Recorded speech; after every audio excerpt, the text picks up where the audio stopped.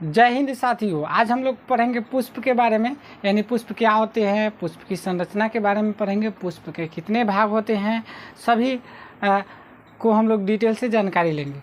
तो आप लोग वीडियो के अंत तक बने रहिए, वीडियो में बहुत सारा चीज़ को जानकारी देंगे, आप लोग अच्छे से वीडियो को देखिएगा। अब देखिए, अब हमने बता रहे हैं कि पुष्प होता क्या है। पुष्प जो होता है पादपों का मुख्य क्या होते हैं, जनन संरचना होता है। यानी कहने का मतलब हुआ कि ये मान लो कि पौधा हो गया, जिस पौधे में पुष्प लगता है, ये जो होता है मुख्य या जनन संरचना अंग होता है। यानी जनन से संबंधित सभी प्रकार की क्रियाएं पुष्प में ही संपन्न होता है। तो ये जो होते हैं पुष्प जो होते हैं मुख्य जनन संरचना होते हैं। ठीक है, अब देखिए पुष्प का अध्ययन जो होता है, पुष्प का अध्ययन जो होता है एंथोलॉजी कहलाता है। क्या कहलाएगा? एंथोलॉजी कहलाएगा। ये जो है आप लोग याद कर लीजिएगा, मोस्ट इम्पोर्टेंट क्वेश्चन है, इसको अंडरलाइन कर दे रहे हैं। यानी पुष्प का अध्ययन जो होता है क्या कहलाता है, तो एंथोलॉजी कहलाता है। अब जान लेते हैं कि ये हो गया हमारा, मान लीजिए कि ये हो गया हमारा पुष्प का संरचना। क्या हो गया? पुष्प का संरचना। तो देखिए अब पुष्प का संरचना हो जाता है, मैंने एक पुष्प लीजिएगा तो ये जो होता है डंठल नुमा संरचना होता है। ये जो नीचे वाला संरचना आपको दिख रहा होगा, इसको हम बोलते हैं पुष्प वृंत बोलते हैं। क्या बोलते हैं? पुष्प वृंत बोलते हैं। यानी कहने का मतलब हुआ है यही जो संरचना होता है, इसके माध्यम से किसी भी पौधे में पुष्प क्या होते हैं, इसी के माध्यम से उसमें पौधा में जुड़ल रहता है। ठीक है, तो आगे चलते हैं। ये जो हो गया पुष्प जो होता है, आप लोग जो है देखे होंगे किसी भी गुलाब का, मान लीजिए कि गुलाब का पौधा पुष्प हो गया। क्या हो गया? गुलाब का पौधा हो गया। जैसे कि आप लोगों को स्क्रीन पे दिख रहा होगा, तो एक गुलाब का पौधा हो गया, ये डंठल नुमा संरचना होता है। अब किसी को XYZ को क्या करना हो, प्रपोज करना हो, क्या करना हो, प्रपोज करना हो। अब मान लीजिए कि प्रपोज कीजिएगा, तो वो जो नीचे वाला संरचना होता है उसको हम लोग पकड़ के क्या करते हैं, किसी को क्या करते हैं, प्रपोज करते हैं। क्या करते हैं? प्रपोज करते हैं। तो प्रपोज करते हैं, उस जो संरचना को धैले रहल जाता है, नीचे वाला संरचना जो पुष्प का होता है, वो जो होता है क्या होता है, पुष्प वृंत होता है। क्या होगा? पुष्प वृंत हो जाए। उसी के माध्यम से किसी को क्या किया जाता है, आराम से धर कर आराम से क्या किया जाता है, उसको प्रपोज किया जाता है। ठीक है, अब देखिए इसके बाद है, इसके नीचे वाला संरचना जो होता है पुष्पासन होता है। क्या होता है? पुष्पासन। अब देखिए इसके जो ये संरचना आपको दिखाई दे रहा होगा, ये यहाँ से लेकर के यहाँ तक, तो ये होता है क्या होता है, पुष्पासन होते हैं। क्या होते हैं? पुष्पासन होते हैं। यानी पुष्पासन जो होगा, पुष्प का सभी संरचना पुष्पासन पे ही क्या होते हैं, लगे रहते हैं। यानी इसको हम बोल सकते हैं पुष्प प्लस आसन। यानी पुष्प का क्या होता है, पुष्प इसी पे आसन कर रहता है, यानी पुष्प के सभी संरचना इस पे बैठे रहते हैं। ठीक है, अब इसके बाद आते हैं, ये वाला संरचना दिखाई दे रहा होगा आप लोगों को, ये होता है बाह्य दल पुंज। क्या होता है? बाह्य दल पुंज होता है। क्या होता है? बाह्य दल पुंज होता है। यानी कहने का मतलब हुआ, आप किसी भी पुष्प को देखे होंगे तो उसकी निचली वाले जो संरचना होता है, जैसा कि आप लोगों को कुछ स्क्रीन पे पुष्प दिख रहा होगा, तो देखिए अब ये जो होता है किसी भी पुष्प का देखिएगा तो उसका जो नीचे वाला भाग होता है, छोटे छोटे पत्तियों के समान संरचना होते हैं, वो हरा रंग का होता है। क्या होता है? यानी हरा रंग का नीचे लटका रहता है, वो जो होता है बाह्य दल पुंज होता है। क्या होता है? जब पुष्प कली अवस्था में रहेगा कली अवस्था में, तो उस समय क्या करता है, ये पुष्प को सुरक्षा करता है। क्या करेगा? सुरक्षा करता है। यानी कहने का मतलब वो चारों तरफ से ढक के रखता है। और जैसे जैसे जैसे जैसे जैसे जैसे पुष्प खिलेगा ना, तो खिलते खिलते खिलते खिलते, और जब पूरा पुष्प खिल जाएगा ना, तो वे जो होते हैं नीचे की तरफ आ जाते हैं। ठीक है, वो होते हैं बाह्य दल पुंज होते हैं। बाह्य दल पुंज का रंग हमेशा हरा ही होता है। यानी आप ले लीजिए पीला रंग का पुष्प ले लीजिए, उजला रंग का पुष्प ले लीजिए, या लाल रंग, किसी भी रंग का पुष्प ले लीजिए, उसमें बाह्य दल पुंज का हमेशा रंग क्या होते हैं, हरा होते हैं। ठीक है, इसके बाद जो होते हैं ये तो बता दिए पुष्प को क्या करता है, कली अवस्था में उसको रक्षा करता है।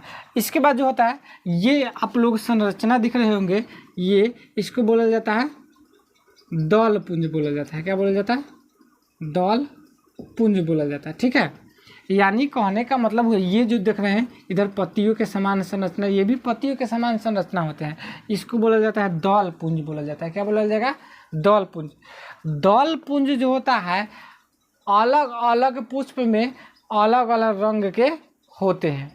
जैसे देख रहे होंगे आप लोग 2-4 गो जो है, जो भी पुष्प है स्क्रीन पे आपको दिखाई दे रहा होगा, अलग अलग पुष्प में अलग अलग इसका रंग हो सकते हैं। ठीक है, ये जो होते हैं इसकी तरफ कीट जो होते हैं, इसको रंगों को देख करके इसके तरफ क्या होते हैं, आकर्षित होते हैं। आकर्षित होते हैं, इससे क्या बैठ के क्या करता है, उसको रसवा चूसने का कार्य करता है। और रसवा चूसेगा ना तो कीट को तो फायदा होबे करता है, इस पुष्पों को फायदा होता है। क्या फायदा होता है, जब हम परागण पढ़ाएंगे उस समय बताएंगे कि पुष्प को क्या फायदा होता है उस पर बैठे रहने पर। ठीक है, इसके बाद जो है ये आप लोगों को संरचना दिखाई दे रहा होगा, ये वाला यहाँ से यहाँ तक जो संरचना दिखाई दे रहा होगा, इसको बोला जाता है अंडाशय बोला जाता है। क्या बोला जाता है, अंडाशय बोला जाता है। इसके बाद ये संरचना आपको दिखाई दे रहा होगा, ये जो होता है वर्तिका होता है। क्या होता है, वर्तिका होता है। इसके बाद ये जो संरचना होते हैं वर्तिकाग्र होते हैं। अब इसके बारे में थोड़ा सा हम डिटेल जानेंगे। यानी कहने का मतलब हुआ अंडाशय जो होता है, अंडाशय पुष्पासन से लगा वो फूली हुई गोल संरचना होता है, वह अंडाशय से पुष्पासन से लगा यह है गोल फूली हुई संरचना होती है, इसको बोला जाता है अंडाशय बोला जाता है। क्या बोला जाता है, अंडाशय बोला जाता है। अंडाशय जो होता है, अंडाशय जो विकसित होता है, मान के चलिए हम इधर साइड में थोड़ा सा हम यहाँ पे बता रहे हैं, ये वाला संरचना को बाहर हम निकाल करके आपको बता रहे हैं। ये देख रहे होंगे, तो हमने बताया ये जो होता है क्या होते हैं, अंडाशय होते हैं। क्या होते हैं, अंडाशय होते हैं। ये जो बताए हैं वर्तिका बताए हैं, और ये जो ऊपर वाला संरचना बताया है वर्तिकाग्र बताया है।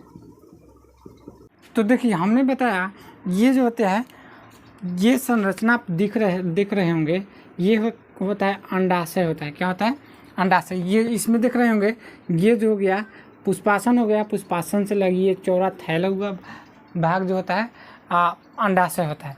अंडाशय जो होता है, अंडाशय विकसित होगा ना तो यही होता है फल का निर्माण करता है। क्या करेगा, अंडाशय विकसित होकर के फल का निर्माण करता है। और इसके अंदर होते हैं बीजांड होते हैं। क्या होते हैं, बीजांड होते हैं।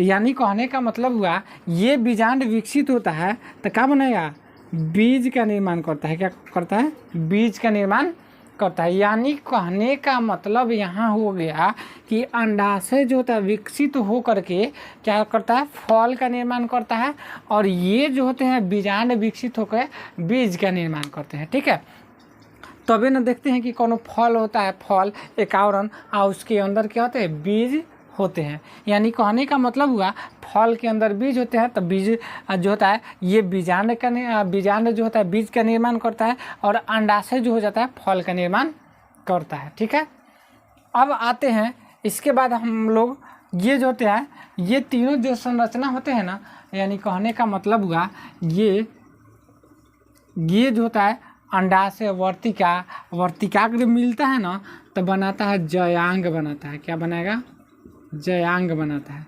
जयांग आप लोगों को पता होना चाहिए कि ये जो होते हैं पुष्प का मादा भाग होते हैं। क्या होते हैं, पुष्प का मादा भाग, ये जयांग होता है। ठीक है, अब इसके बाद हम लोग जान लेते हैं कि पुष्प का अगला भाग कौन होता है। यानी पुष्प का अगला भाग जो होता है, ये जो होता है, ये संरचना, जो ये गोल संरचना दिख रहे होंगे, ये होता है परागकोश होता है। क्या होता है? परागकोश होता है। अब इसके बाद ये संरचना तंतु होता है। इसके बारे में हम डिटेल जानकारी देंगे, थोड़ा सा नामकरण केवल कर दे। ये जो संरचना होता है संयोजी होता है। क्या होता है? संयोजी होता है। अब एक एक करके हम जान लेते हैं कि तंतु क्या होता है, संयोजी क्या होते हैं, परागकोश क्या होते हैं। तो हम थोड़ा सा नीचे इसको संरचना बनाएंगे। ये जो था पुष्प आप लोग देखे होंगे, जैसे अड़हुल का पुष्प देखे होंगे, तो एगो पुष्प होता है, तो उसके बीच में एगो डंठल नुमा संरचना निकला रहता है। वो डंठल नुमा संरचना होता है। ये लंबी संरचना दिख रहा होगा, जैसे ये हम संरचना निकाल करके, ये जो दिख रहा है, ये बाहर हम आपको बना करके दिखा रहे हैं। तो ये जो होता है डंठल नुमा संरचना हो गया। ये डंठल नुमा संरचना होता है, उसको तंतु बोला जाता है। क्या बोला जाता है? तंतु बोला जाता है। सबसे ऊपरी भाग जो होता है, सबसे ऊपरी भाग, ये क्या होंगे, ये जो होते हैं परागकोश होते हैं। ये होते हैं परागकोश होते हैं, और ये इसको जोड़ने वाली संरचना को संयोजी कहते हैं। क्या? संयोजी कहते हैं। अब बात आता है कि देखिए, ये तीनों संरचना मिलेंगे, यानी तंतु, परागकोश और संयोजी, ये तीनों संरचना मिलता है तब बनाता है पुमंग बनाता है। क्या बनाता है? पुमंग बनाता है। अब पुमंग जो होता है पुष्प का क्या होगा? पुष्प का नर जनन संरचना होता है। क्या होता है? पुष्प का नर जनन संरचना क्या होगा? पुमंग होता है। ठीक है। अब बात किया जाए, अगर आपसे पूछ दे क्वेश्चन कि पुमंग के इकाई क्या होता है, तब पुंकेसर होता है। क्या होता है? पुंकेसर होता है। पुमंग के इकाई क्या होंगे? पुंकेसर होंगे। अब ऐसे ही आपको पूछ दे कि जयांग का इकाई क्या होता है, तो जयांग का इकाई जो होता है स्त्रीकेसर होगा। इधर इसको मिटका करके हम यहाँ पे लिख देते हैं, क्या होगा? स्त्रीकेसर होगा। यानी कहने का मतलब हुआ, ये जो है जयांग पूछेगा, जयांग के इकाई पूछेगा तो क्या बताएंगे? स्त्रीकेसर। जयांग क्या होता है, तो पुष्प का मादा भाग होते हैं। पुमंग पूछेगा, पुमंग क्या होते हैं, तो पुष्प का नर भाग होते हैं। और ये जो होता है इसका इकाई की बात करेगा तो क्या बताएंगे? पुंकेसर बताएंगे। ठीक है। तो हम लोग अभी पुष्प के बारे में जाने, क्या जाने? पुष्प वृंत जाने, पुष्पासन जाने, बाह्य दल पुंज जाने और दल पुंज जाने, इसके बारे में। उसके बाद जाने मेन संरचना, यदि जयांग के बारे में हम लोग जाने डिटेल, और उसके बाद होता है पुमंग के बारे में हम लोग जाने। यानी पुष्प के जितने भी मुख्य संरचना थे, इसके बारे में हम लोग इस वीडियो के अंतर्गत जान गए। तो उम्मीद है कि आप लोगों को ये चीज़ अच्छे से समझ में आया होगा। तो हम यहाँ पे आप लोगों को दिख रहा होगा खाली स्थान, यहाँ पे हम लोग पिक्चर लगा देंगे। यानी जितने भी जो होते हैं पुष्प की जनन संरचना से लेकर के जितने भी संरचना होता है, मुख्य संरचना, हम इसके जो है साइड में इसका पिक्चर लगा देंगे। आप लोग इसको एक बार स्क्रीनशॉट ले लीजिए, हम साइड में हट जा रहे हैं। तो इसके बारे में बहुत सारा डिटेल हम जानकारी दिया। अगर ये जानकारी आपको अच्छा लगे तो हमारे वीडियो को लाइक कीजिए, चैनल को सब्सक्राइब कीजिए और ज़्यादा से ज़्यादा बच्चों को शेयर कीजिए, ताकि सभी बच्चों को क्या हो सके, इससे लाभ मिल सके। तो इसके बाद वाले जो है संरचना हम लोग पढ़ेंगे, पार्ट 2 वीडियो में पढ़ेंगे, जो कि इसके बारे में हम परिभाषा सहित जो है वर्णन करेंगे, थ्योरी इसका पढ़ेंगे। अभी संरचना के बारे में हम लोग पढ़ दिए, इसके बाद हम लोग अगले वीडियो पढ़ेंगे। थोड़ा सा ये जो है हमको एक चीज़ जो है बताना है, जो कि चलिए अगले वीडियो में, चाहे इसी वीडियो में है। परागकोश लोग रहा है ना आपको ऊपर का संरचना, इसके अंदर देखिएगा छोट क्या होते हैं संरचना होते हैं। एक के बोला जाता है पराग कण बोला जाता है। क्या बोला जाता है? पराग कण। यानी पराग कण स्थित होते हैं पूछेगा तो परागकोश के अंदर। ठीक है। यही हमको जो है छूट गया था। बाकी जो है इसके अगले वीडियो में पढ़ेंगे। जय हिंद।